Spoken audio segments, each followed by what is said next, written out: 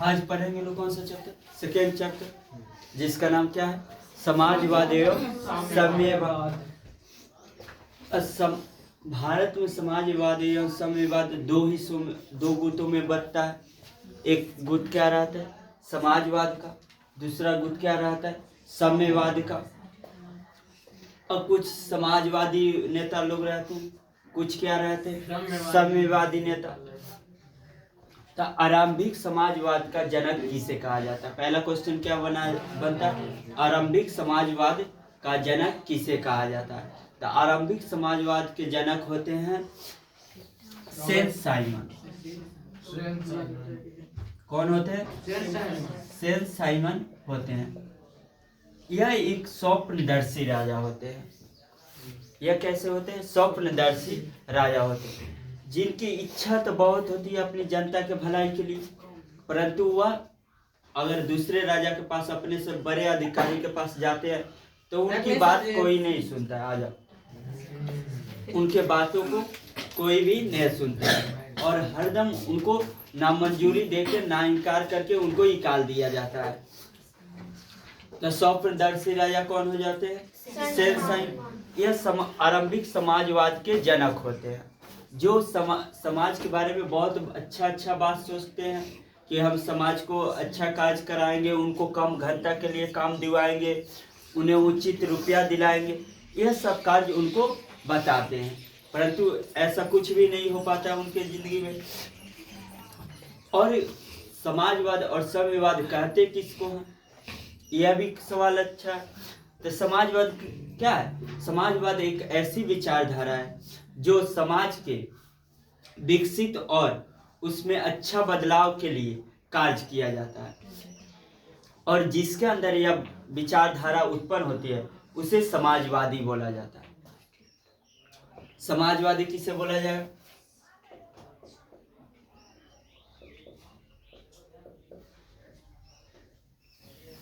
जिसके अंदर अपने समाज के लिए अच्छा करने के लिए विचारधारा उत्पन्न हो, उसे समाजवादी बोला जाता है। और जो अपने समाज के बारे में अच्छा सोचे या उस पर अच्छा कार्य करे, उसे समाजवाद बोला जाता है। दोनों हो गया सब।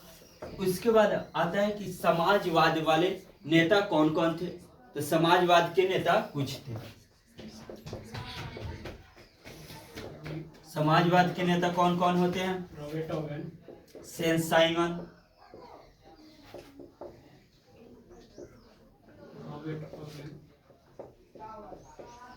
फ्रेयर, लुई वल्ला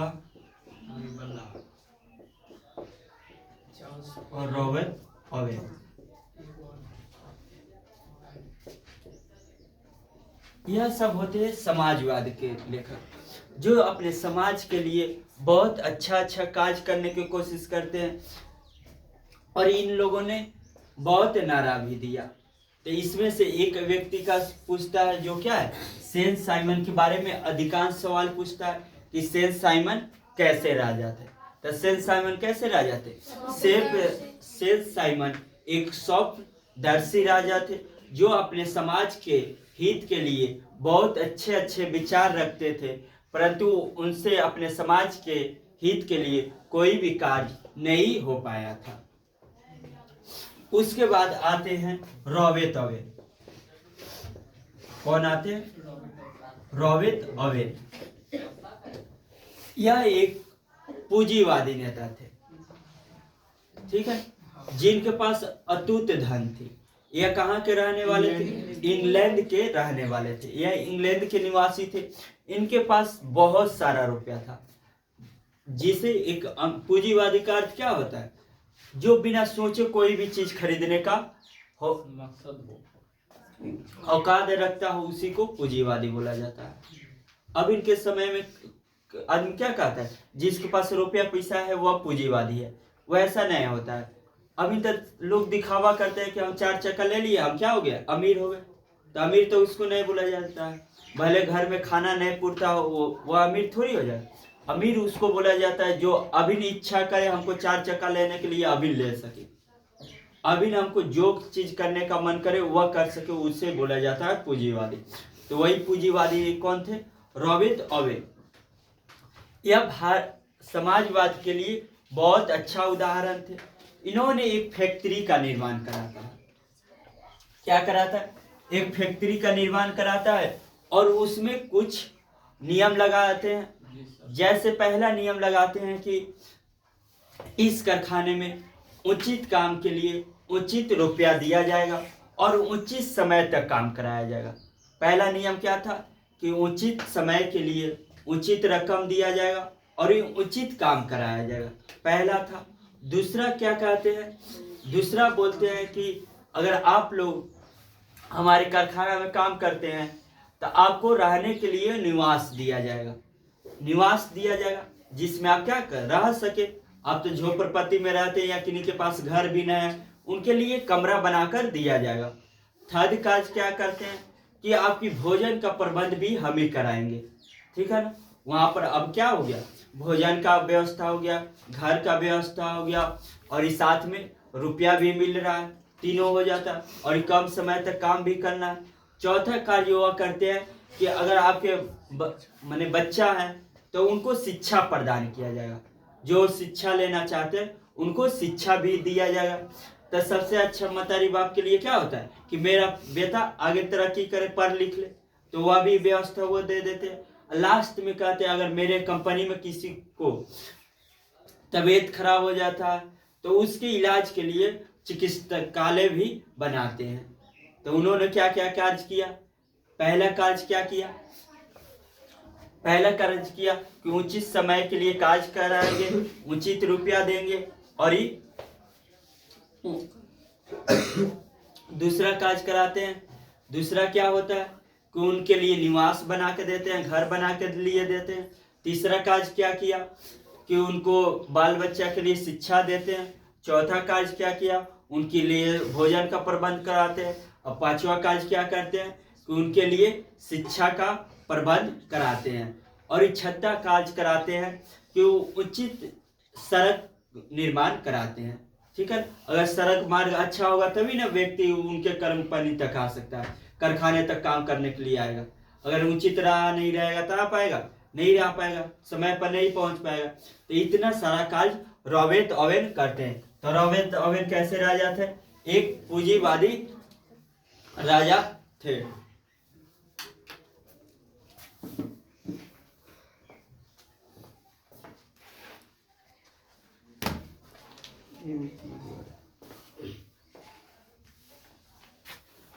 तो रॉबर्ट ओवेन कैसा राजा थे? पूंजीवादी राजा थे जिन्होंने उतना कार्य किया। उसके बाद अब आते हैं, यह तो हो गया।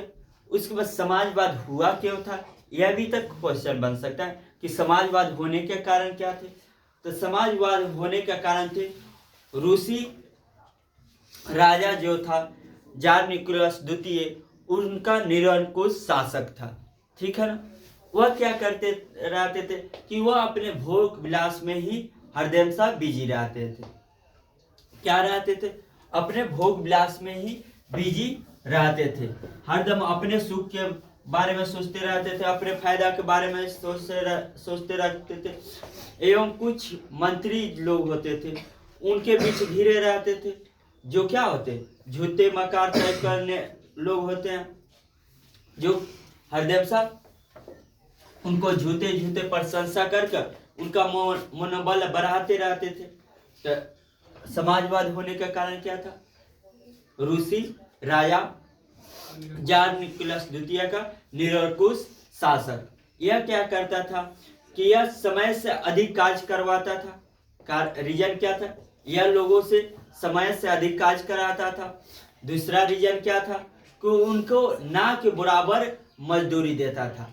मतलब अगर व्यक्ति को एक दिन का 400 मजदूरी होता है तो उनको 10 रुपया दे दिया और कहा यही तुम्हारा मजदूरी है, ठीक है ना। तो क्या 10 रुपये में उसका परिवार का जिंदगी नहीं चल सकता? तो वैसे ही यहाँ पर क्या था कि उनको ना के बराबर मजदूरी देता था। या ना के बराबर ही है, दो या न दो, उससे उसका कोई फर्क पड़ेगा? ऐसे भी उसका पेट 10 रुपये में नहीं भर पाएगा, वैसे भी नहीं पढ़ पाएगा, 10 रुपये में उसका जिंदगी नहीं चल सकता। तो उसको क्या किया जाता था कि ना के बराबर मजदूरी दिया जाता था, समय से अधिक कार्य कराया जाता था। जैसे अभी 8 घंटा कार्य कराया जाता तो उस समय 12 से 16 घंटा कार्य कराया जाता था। तीसरा क्या, कि उनको खेतों को हड़प लिया गया था। खेतों को हड़प लिया गया था। उस खेत में अगर अनाज भी होता है तो वह किसका हो जाएगा? राजा का ही हो जाएगा वह सब अनाज। उस पर किसानों का कोई अधिकार नहीं होगा। अगर राजा चाहे तो उसमें से कुछ अनाज देगा, अगर उसका मन किया तब। अगर नहीं किया तो वो भी अनाज उसको नहीं देगा। यह 3 कार्य होगा। उसके बाद चौथा कार्य क्या करता है कि उनको जिन मजदूरों के अधिक कर्ज हो जाते थे उनको अपने यहाँ बंधुआ मजदूर बना लेता था।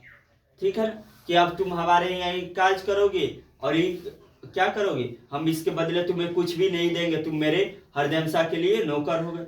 बंधुआ मजदूर उसको बोला जाता है। तो यह सब कार्य समाजवाद के विरोध हुआ था। इसी कारण से क्या हुआ था, समाजवाद का विरोध हुआ था। अब सेकेंड राजा आते हैं कार्ल मार्क्स। कौन आते हैं?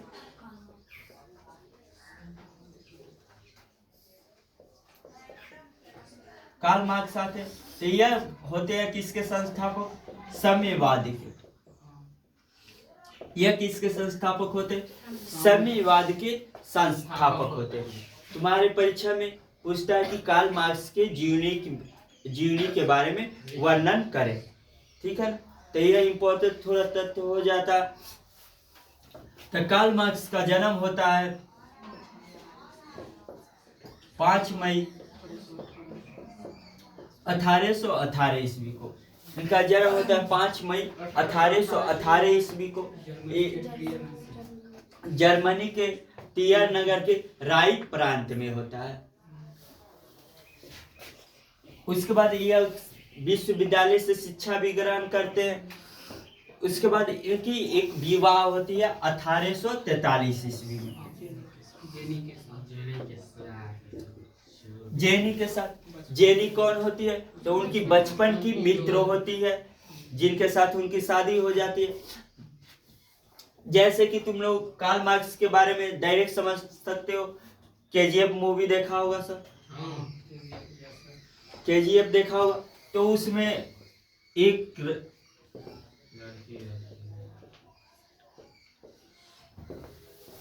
उसमें तुम लोगों ने देखा होगा कि मजदूरों पर कैसे अत्याचार किया जाता है।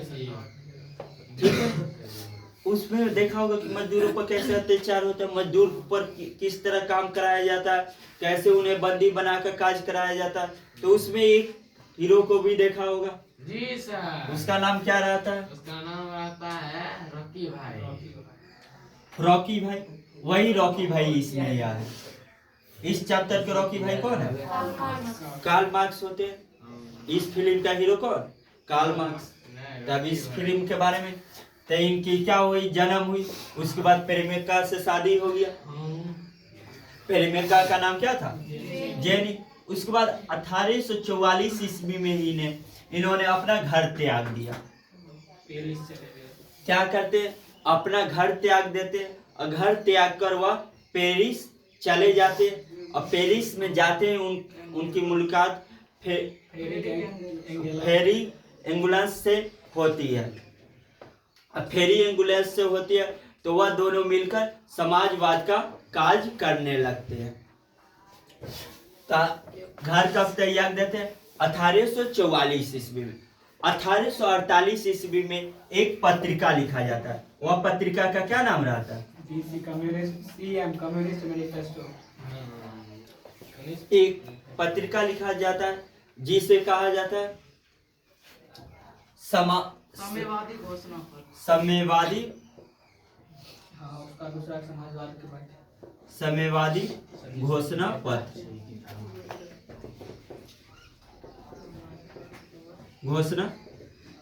एक साम्यवादी घोषणा पत्र जारी करते हैं जिसके तहत समाजों की जागरूक करने की कार्य किया जाता है। समाजों के बताने की कोशिश किया जाता है कि भारत में पूरे देश में हो रहे समाजों पर अत्याचार का हमें विरोध करना चाहिए। हमें क्या करना चाहिए? मजदूरों पर हो रहे अत्याचारों का विरोध करना चाहिए।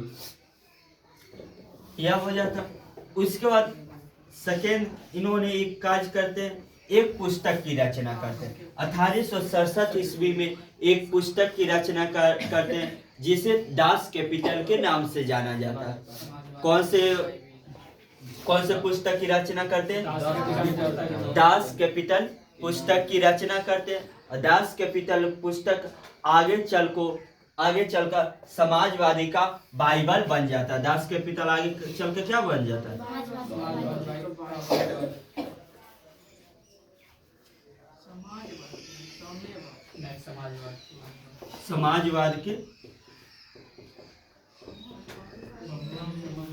समाजवाद के बाइबल बन जाता।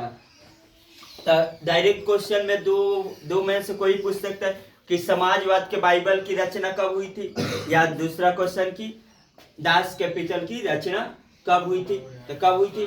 1867 ईस्वी में। और सेकेंड आता है कि इनकी मृत्यु अब कब हो जाती है। तो मृत्यु कब हो जाती है? 1883 ईस्वी में इनकी मृत्यु हो जाती है। इनकी जीवनी यही समाप्त हो जाती है। उसके बाद ऑब्जेक्टिव में एक सवाल पूछता है कि विश्व भर में मजदूर दिवस कब मनाया जाता है। क्या सवाल पूछता है कि विश्व भर में मजदूर दिवस कब मनाया जाता है, या प्रथम बार मजदूर दिवस कब मनाया गया था। तो प्रथम बार कब मनाया गया था? 1 मई 1890 ईस्वी को। कब मनाया गया था प्रथम बार मजदूर दिवस? 1 मई 1890 ईस्वी को प्रथम बार मजदूर दिवस मनाया गया था। इसमें अब कुछ नारा भी दिए थे कार्ल मार्क्स ने। क्या नारा दिए थे? दुनिया का मजदूर एक हो। यह कब दिया गया था? तब साम्यवादी घोषणा पत्र जारी किया गया था। साम्यवादी घोषणा पत्र के समय ही यह बोला गया था कि दुनिया के मजदूर क्या हो, एक हो जाए, एकजुट होकर कार्य करे तो क्या होगा, रूसी क्रांति हो सकता है। यह हो गया। जैसे हम बोले थे कि ये क्या हो, केजीएफ मूवी के हीरो हुए, तो इसमें क्या साम्यवादी के हीरो कौन हो गए? कार्ल मार्क्स हो। अब उसमें और भी बहुत सारा अत्याचार तो देखबे किया होगा। अब केजीएफ का रोल भी देखा होगा। तो वो क्या करते हैं, वह मजदूरों के लिए अच्छा कार्य करते हैं।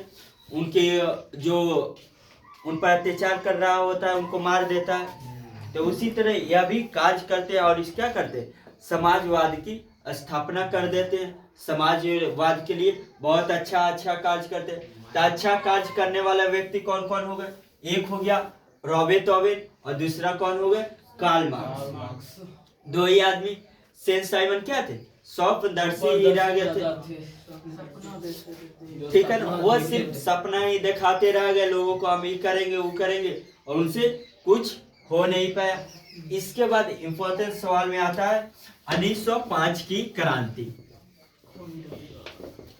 कौन सी क्रांति आती है? 1905 की क्रांति। 1905 की क्रांति।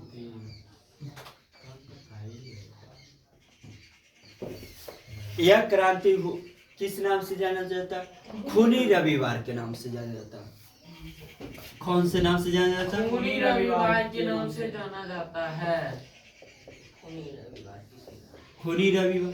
तो तुम्हारे सवाल में पूछ सकते हैं 1905 की क्रांति के बारे में बताइए, ये जो जापान में घटित हुआ था। या पूछ सकता है कि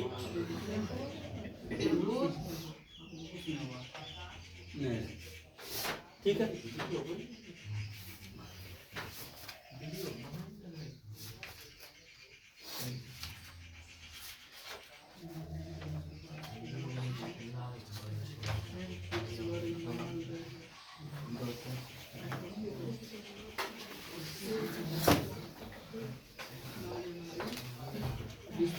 खूनी रविवार कहाँ घटित हुआ? जापान रूस में हुआ था। खूनी रविवार कहाँ हुआ था? रूस में घटित हुआ था। इसके कारण क्या था? खूनी रविवार होने के कारण भी थे कि क्या लोग अब वहाँ का जो जान निकोलस द्वितीय था उसी का विरोध कर रहे थे। किसका विरोध कर रहे थे? जान निकोलस द्वितीय का विरोध करते हुए जा रहे थे, नारा निकालते हुए, अपना जुलूस निकालते हुए जा रहे थे। वह नारा देते हुए कहाँ जा रहे थे? सेंट पीटर्सबर्ग महल के तरफ जा रहे थे। सेंट पीटर्सबर्ग महल के तरफ क्या कर रहे थे? जा रहे थे नारा देते हुए। नारा क्या था? रोटी दो का नारा देते हुए सेंट पीटर्सबर्ग महल के तरफ जा रहे थे, जिसके कारण से राजा को लगा कि अगर यह प्रजा हमारे महल के अंदर घुस जाते हैं तो हमें हमारे राजतंत्र को खत्म कर देगी या हमें नष्ट कर देगी, हमें मार देगी। जिसके कारण से वो अपने सैनिकों पर आदेश देता है कि इनको रोकने के लिए अगर किसी का जान भी लेना पड़े तो ले लो, परंतु उसे अंदर नहीं आने देना।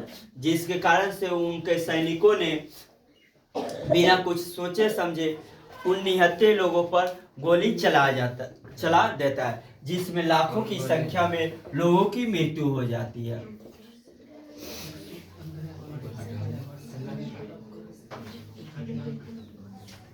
जिसमें लाखों की संख्या में मृत्यु हो जाती है। यह घटना कब घटी थी? रविवार के दिन घटी हुई थी, 9 जनवरी 1905 को। 9 जनवरी 1905 को। 9 जनवरी तो आज ही है। तो आज ही के दिन यह क्या हुआ था? घटना घटा हुआ था, जिसमें क्या हुए थे? लाखों लोग की मृत्यु हो गई थी। और भी कुछ हुआ था इसमें। क्या हुआ था? या खूनी रविवार को और किस किस नाम से जाना जाता है? लाल रविवार या रेड डे के नाम से जाना जाता है। और किस नाम से जाना जाता है? खूनी रविवार या 1905 की क्रांति के नाम से जाना जाता है। इसके बाद आता है, यह क्रांति किसने किया था? लेनिन ने किया था। किसने किया था? लेनिन ने यह क्रांति किया हुआ था। अब यह क्रांति जैसे ही खत्म होता है, लेनिन कहाँ चल जाता है? लेनिन जो है स्विट्जरलैंड चल जाता है। राजा बोलता है अगर तुम यहाँ रहोगे तो हम तुम्हें मार देंगे या तुम्हारे ऊपर बहुत अत्याचार करेंगे। जिसके कारण से लेनिन भाग कर कहाँ चल जाता है? स्विट्जरलैंड चला जाता है। उसके बाद एक सेकेंड क्रांति होता है जिसे बेल्शविक का क्रांति बोला जाता है। कौन सा क्रांति बोला जाता है? बेल्शविक का क्रांति बोला जाता है। यह क्रांति होती है 1917 ईस्वी में। यह क्रांति होती है 1917 ईस्वी में और यह 2 चरण में होती है। कितने चरण में होती है? 2 चरण में होती है। पहली होती है फरवरी की क्रांति और दूसरा होता है अक्टूबर की क्रांति। अक्टूबर की क्रांति। पहला क्या होता है? फरवरी की क्रांति और दूसरा क्या होता है? अक्टूबर की क्रांति होती है। दोनों क्रांति यह भी किसने किया था? लेनिन ने ही किया था। किसने किया था?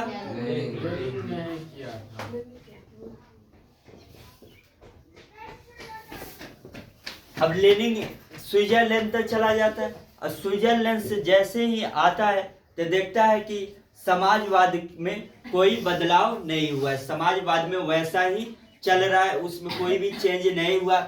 तभी लेनिन एक नारा देता है, कहता है कि क्या कि एक और क्रांति होना अभी शेष है या बाकी है। जिसके बाद वो कौन सा क्रांति करता है? फरवरी का क्रांति करता है। फरवरी की क्रांति भी कुछ दिन चलता है परंतु वह सक्सेस नहीं हो पाता। तब सेकेंड क्रांति करते हैं अक्टूबर की क्रांति, जिसे मेन क्या का बोला जाता है? बेल्शविक क्रांति के नाम से जाना जाता है। यह क्रांति कब होती है? 25 अक्टूबर 1917 ईस्वी। कब घटित होती है? 25 अक्टूबर 1917 ईस्वी में। 25 अक्टूबर 1917 ईस्वी में। पुराने कैलेंडर के हिसाब से यह घटना कब रहती है? 12 नवंबर 7 नवंबर 1917 ईस्वी को। दोनों में 12 दिन का डिफरेंस होता है। कितने दिन का डिफरेंस रहता है? 12 दिन का डिफरेंस होता है। तब वैश्विक क्रांति कब होता है? 25 अक्टूबर 1917 ईस्वी को। इसको भी दो नाम से जाना जाता है, अक्टूबर की क्रांति या नवंबर के क्रांति के नाम से। कौन से क्रांति? अक्टूबर की क्रांति या कौन सी क्रांति? अक्टूबर की क्रांति या नवंबर की क्रांति के नाम से जाना जाता है। दोनों में कितना दिन का डिफरेंस होता है? 12 दिन का डिफरेंस होता है। नए कैलेंडर और पुराने कैलेंडर में 12 दिन का डिफरेंस होता है। वैश्विक क्रांति हो जाता है। अब रूस पूछता है कि रूस में क्रांति क्यों किया गया? तो क्यों किया गया था? जार निकोलस द्वितीय के कारण। अब इसमें जार निकोलस द्वितीय के बारे में कुछ तथ्य जान लेते हैं।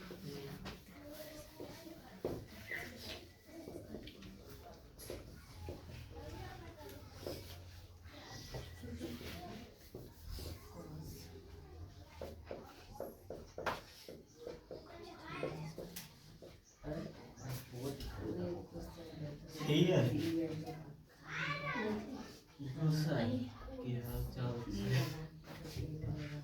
निकोलस सही है।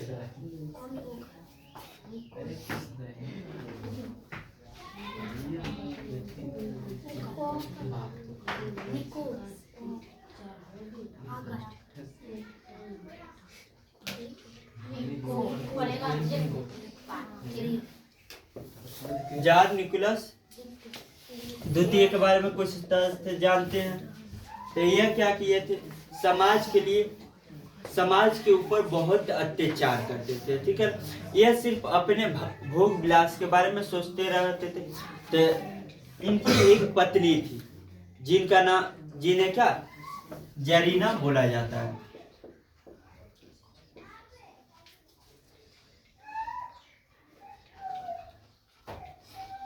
जरीना बोला जाता है। जैसे जार मतलब क्या होता है? रूस का सम्राट या रूस का राजा। जरीना मतलब क्या हुआ? रूस की रानी। ठीक है, तो जरीना जो थी वह एक दूसरे व्यक्ति के साथ संबंध था उनका। ठीक है, मैंने इनके पति, अपने पति के साथ नहीं बनता था, वह क्या दूसरे व्यक्ति के साथ रिलेशनशिप में थी। तो जो वहाँ का जार था, जार निकोलस द्वितीय, वह जो भी काज करता था अपने पत्नी से पूछ कर करता था, परंतु इनका संबंध तो दूसरे व्यक्ति के साथ था। इन्होंने क्या किया? जो उसका जो उसका मंत्री जो था, इसके साथ अफेयर था, वह इसको जो भी कहता था वही कार्य या जाकर जार को बताती थी और जार वही करते रहता था, जिसके कारण से जार एक तबाह हो गया। एक प्रकार से उसका क्या हो गया?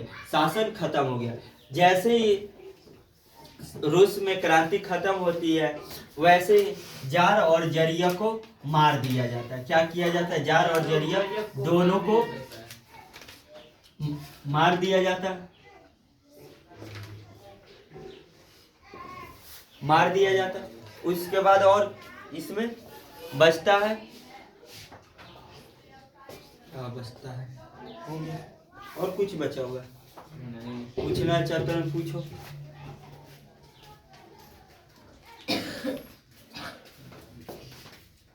तो एक बार इसको और एक बार रिपीट करिए।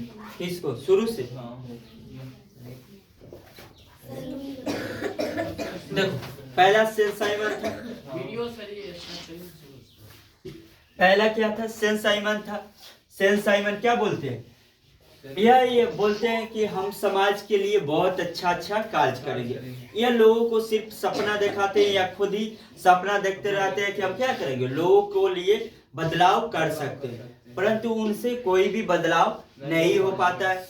यह आरंभिक समाजवाद के नेता होते हैं। कौन से समाजवाद के? आरंभिक समाजवाद के नेता होते हैं। उसी तरह आरंभिक समाजवाद में कौन सा आता है? फेरियर आता है, रूई बल्ला आता है। यह सब समाजवाद के नेता होते हैं। कौन कौन? सेल साइमन, फेरियर, रूई बल्ला और रॉबर्ट ओवेन। यह चारों समाजवाद के शासक होते, या समाजवाद के नेता होते। उसके बाद एक व्यक्ति के बारे में अच्छा खासा पूछता है कि रॉबर्ट ओवेन कैसा व्यक्ति था। तो रॉबर्ट ओवेन कैसे व्यक्ति थे? एक पूंजीवादी नेता थे जो अपने समाज के लिए बहुत अच्छा काज किया। पहला काज करते हैं कि वह एक कंपनी का निर्माण कराते हैं जिसमें उचित समय के लिए उचित रुपया और उचित वेतन का व्यवस्था कराते हैं। सेकेंड कार्य क्या कराते हैं कि उनके रहने के लिए निवास का प्रबंध कराते हैं, उनके लिए भोजन का प्रबंध कराते हैं, उनके बच्चे के शिक्षा प्रबंध कराते हैं, और जिनका भी चिकित्सा खराब रहेगी उनके लिए क्या अस्पताल का प्रबंध कराते हैं। उसके बाद अच्छा मार्ग का भी प्रबंध कराते हैं। तो यह रॉबर्ट ओवेन कराया। उसके बाद कार्ल मार्क्स आते हैं। तो कार्ल मार्क्स क्या बोले कि साम्यवादी के नेता होते हैं। कार्ल मार्क्स क्या होते हैं? समाजवादी के नेता होते हैं जो अपने समाज के लिए बहुत सारा कार्य करते हैं। इनका जन्म कब होता है? 5 मई 1818 ईस्वी को। 5 मई 1818 ईस्वी को उनका जन्म होता है। उसके बाद 1843 ईस्वी में इनकी विवाह जेनी नाम की लड़की से हो जाती है। 1844 ईस्वी में अपना घर त्याग कर वह चल जाते हैं इंग्लैंड में उनका फ्रिंगलस नामक व्यक्ति से मुलाकात होती है। उसके बाद 1848 ईस्वी में उन्होंने एक पुस्तक, एक समाजवाद घोषणा पत्र जारी करता है जिसमें समाज के व्यक्तियों को जागरूक कराने का कार्य किया जाता है। उसके बाद 1867 में दास कैपिटल का रचना करते हैं जिसमें जो आगे चलकर क्या समाजवाद के बाइबल बन जाता है। उसके बाद 1843 ईस्वी में इनका मृत्यु हो जाता है। इतना रॉबर्ट ओवेन के बारे में तथ्य हो गया। उसके बाद 1905 की क्रांति। तो 1905 की क्रांति में वो 1905 की क्रांति पूछे या खूनी रविवार की क्रांति पूछे या लाल देह किसे कहते हैं पूछे, सबका आंसर एक ही होता है। तो खूनी रविवार कब हुआ था? 9 जनवरी 1905 ईस्वी को रविवार के दिन रूसी जनता सड़क पर रोटी दो के नारा देते हुए सेंट पीटर्सबर्ग महल के तरफ जा रहे थे, जिसके कारण से वहाँ के राजा को लगा कि यह लोग अगर हमारे राज दरबार में आ जाएंगे तो हमें राजगद्दी से हटा देंगे या मेरा विनाश कर देंगे। जिसके कारण से उन्होंने अपने सैनिकों को यह आदेश दिया कि उनके रोकने के लिए अगर किसी का जान भी लेना पड़े तो ले लो, परंतु उन्हें रोको। जिसके कारण से सैनिकों ने सुना और उनका क्या किए, उन्हें रोकने के लिए उन पर निहत्थे लोगों पर गोली चला दिया, जिसके कारण से लाखों की संख्या में लोगों की मृत्यु हो गई। उसके बाद आज सेकेंड क्रांति होता है बेल्शेविक क्रांति। बेल्शेविक क्रांति 2 भागों में होता है। पहला फरवरी की क्रांति और सेकेंड क्या होता है? पहला फरवरी की क्रांति और सेकेंड होता है अक्टूबर की क्रांति। फरवरी की क्रांति सफल पूर्वक नहीं रहता है, परंतु अक्टूबर के क्रांति में जो जॉन निकोलस द्वितीय का सेना लोग था वो भी उसका साथ नहीं दिया था। ठीक है, जैसे ही जॉन निकोलस द्वितीय ने कहा कि फिर से उनको रोकने के लिए उन पर गोली चला दो, तो उस समय सैनिक जागरूक हो चुके थे। वह बोले कि उस भीड़ में मेरे परिवार के लोग भी शामिल है, जिसके कारण से हम क्या करेंगे, हम उन पर गोली नहीं चलाएंगे। और जिसके कारण से उन्होंने गोली चलाने से मना